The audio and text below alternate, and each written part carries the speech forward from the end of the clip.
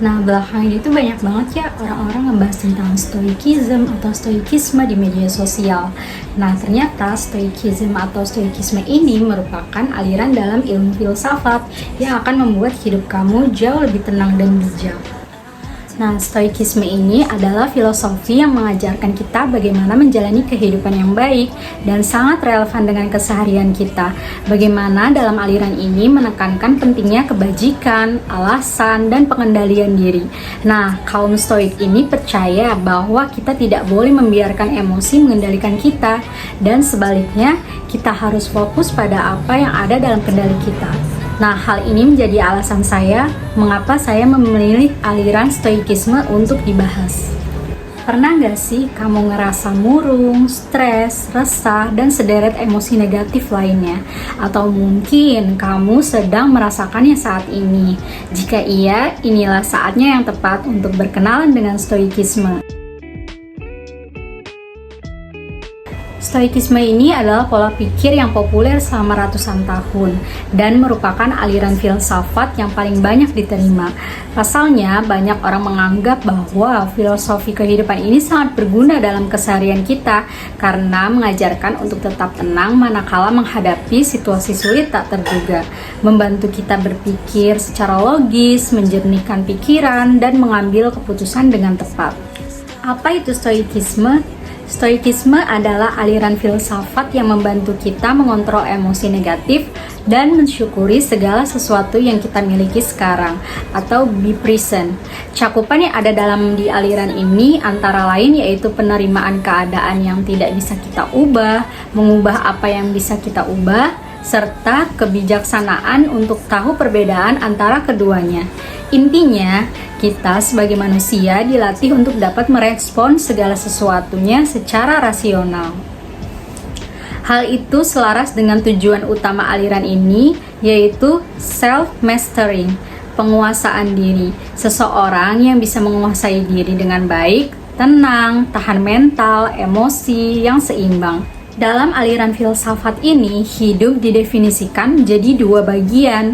Bagian pertama yaitu dimensi internal, dan bagian yang kedua yaitu dimensi eksternal atau dikenal dengan sebutan dikotomi kendali. Dimensi internal adalah segala sesuatu yang berada dalam kendali penuh di diri Anda. Sedangkan dimensi eksternal diartikan sebagai sesuatu yang berada di luar kontrol kita. Misalnya, respon orang lain dan apa yang orang lain pikirkan. Mereka yang menganut pola pikir stoikisme disebut dengan sebutan stoik. Yang kedua, sejarah stoikisme. Stoikisme adalah aliran filsafat yang berasal dari Yunani kuno, sekitar 301 sebelum Masehi. Aliran ini pertama kali dicetuskan oleh filsuf dari Citium bernama Zeno, yang kemudian dikembangkan oleh filsuf ternama lainnya seperti Seneca, Epictetus, dan Marcus Aurelius. Sampai dengan abad ini, pemikiran mengenai stoikisme masih terus berkembang dan tetap relevan dengan manusia modern zaman sekarang.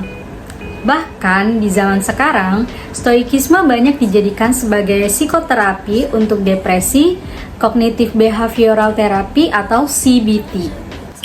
Lalu yang ketiga, prinsip hidup stoikisme. Sebagaimana dengan aliran filsafat lainnya, stoikisme juga memiliki prinsip yang dipegang dan menjadi tumpuan bagi mereka yang ingin menerapkan kerangka berpikir ini. Prinsip hidup stoikisme antara lain, kita hanya bisa mengendalikan apa yang ada dalam kendali kita, yakni pikiran dan tindakan kita sendiri. Selain itu, merupakan hal eksternal di luar kendali kita. Oleh karenanya, yang dapat kita kendalikan adalah penilaian kita terhadap hal eksternal ini, seperti peristiwa, situasi, pikiran, pendapat orang lain terhadap kita. Semakin kita berusaha mengendalikan apa yang ada di luar kendali kita, maka kita akan semakin merasa frustasi, kecewa, atau bahkan patah hati. Jadi, fokuslah pada apa yang bisa kita kontrol, yaitu diri sendiri. Lalu yang kedua, mengharapkan yang terbaik, tapi juga mempersiapkan skenario terburuk. Yang ketiga, melatih diri menciptakan jarak emosi yang sehat terhadap hal-hal di sekitar. Berjarak secara emosi tidak menjadikan kita manusia yang dingin atau tidak peduli, namun justru sebaliknya, apa yang kita miliki bisa hilang kapan saja. Lalu yang keempat, memahami bahwa di hidup ini tidak ada yang permanen. Apa yang kita miliki bisa rusak atau hilang, tak terkecuali orang yang tercinta, kekuasaan, reputasi, tidak ada kepastian. Lalu yang kelima, menghargai apa yang ada di sekitar kita dengan tidak menyia-nyiakannya. Meskipun stoikisme memiliki nilai-nilai positif seperti keteraturan, kebijaksanaan, dan keadilan, ada beberapa sisi negatif dari filsafat ini yang mungkin perlu diketahui sebelum mempelajarinya. Pertama, stoikisme seringkali dianggap sebagai filsafat yang terlalu individualistik dan kurang memperhatikan keterkaitan sosial antar individu. Dalam stoikisme, penting untuk memegang kendali atas emosi dan tindakan individu, dan individu dianggap bertanggung jawab atas nasib mereka sendiri. Hal ini dapat mengabaikan faktor-faktor sosial dan struktural yang mempengaruhi kehidupan dan nasib seseorang. Kedua, stoikisme dapat mengarah pada rasa putus asa dan ketidakberdayaan jika diinterpretasikan secara terlalu ekstrim. Konsep stoikisme yang mengajarkan bahwa beberapa aspek kehidupan tidak dapat dikendalikan oleh kehendak individu dapat membuat individu merasa tidak berdaya dan putus asa. Hal ini dapat berdampak negatif pada kesehatan mental dan kesejahteraan individu. Ketiga, stoikisme juga dapat mengecilkan peran emosi dan perasaan dalam kehidupan manusia. Stoikisme mengajarkan bahwa individu harus memegang kendali atas emosi mereka dan tidak terlalu dipengaruhi oleh perasaan mereka.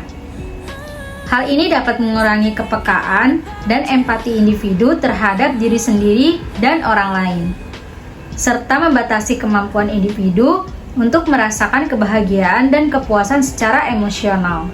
Adapun beberapa kritik terhadap konsep ini, terutama dari sudut pandang psikologi modern.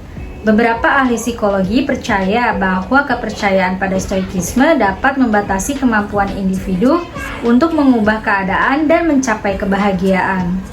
Jika individu merasa bahwa beberapa hal tidak dapat dikendalikan atau dipengaruhi, mereka mungkin tidak berusaha keras untuk mencapai tujuan mereka. Selain itu, konsep stoikisme juga dapat mengarah pada rasa putus asa dan ketidakberdayaan, karena individu mungkin merasa bahwa mereka tidak memiliki kendali atas keadaan mereka. Oleh karena itu, sebagian besar ahli psikologi dan filosof modern lebih memilih untuk memperluas definisi kendali yang dimiliki manusia, sehingga individu dapat merasa lebih berdaya dalam menghadapi tantangan kehidupan. Meskipun demikian, penting untuk dicatat bahwa sisi negatif dari stoikisme dapat dihindari jika filsafat ini diinterpretasikan dengan bijaksana dan seimbang. Stoikisme dapat memberikan pandangan hidup yang kuat dan positif jika diterapkan dengan tepat. Terakhir, rekomendasi buku tentang stoikisme.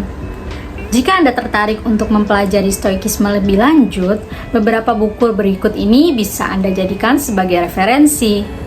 Yang pertama ada The Daily Stoic by Ryan Holiday. Lalu ada Letters from a Stoic by Seneca. Selanjutnya, How to be a Stoic, Ancient Wisdom for Modern Living by Massimo. Selanjutnya ada Meditation atau Perenungan, Jalan Stoik untuk Hidup Asyik by Marcus Aurelius. Terakhir ada buku tentang filosofi teras by Henry Manampiring.